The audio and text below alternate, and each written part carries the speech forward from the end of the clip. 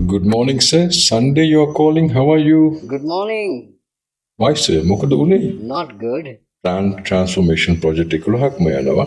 Cost cover කරන්න department එකකින් 140ක් අපි අලු කරන්න යනවා. Unfair decision එකක් නෙන් ගන්න යන්නේ, sir.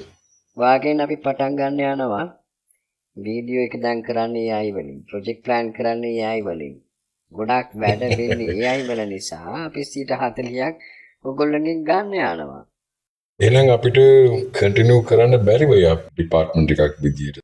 සර්ම වැඩේ කරගන්න වෙනවා. ප්‍රොම්ප්ට් ලියන එක, ප්‍රොම්ප්ට් ලියන එක ගැන හිතා ගන්න එක, ප්‍රොජෙක්ට් ප්ලෑන් කරන එක, මාකටිං කරන එකත් සර්ම කරගන්න වෙයි. ඒකට 100%ක්ම ඉතුරු කරගන්න පුළුවන් වෙයි. නෑ මිස්ටර් ඩිල්ෂාඩ් අපෝ නෑ.